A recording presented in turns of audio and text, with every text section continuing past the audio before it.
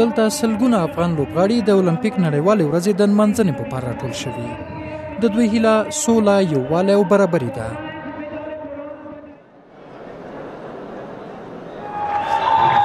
د افغانستان د المپیک ملي کمیټې رهبري له افغان لوبغاړو هیله لري چې د ورزش له لارې په هیواد کې د سولې ټینګښت ته کار وکړي.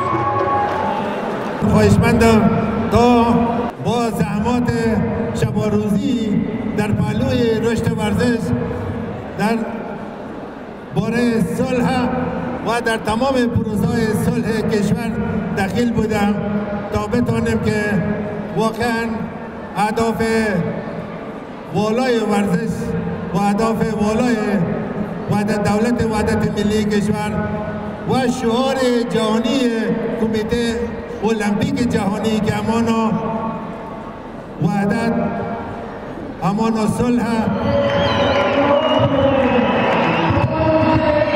په دغه مراسمو کې شاوخوا 50 ورزشي فدراسیونونو ګډون کړی چې ځینې په المپیکي لوبو کې شامل نه دي.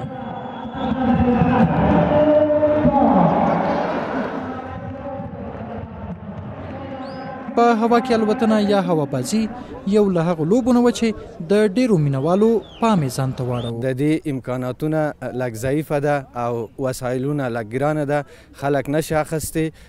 موږ هیله لرو حکومت موږ ته مرسته وکړي او ملي المپیک موږ سره مرسته وکړي. موږ وتوانو چې د افغانستان له ادرس لخوا او نور مملکتونو ته بهرني ملکونو ته سیالي کې برخه واخلو.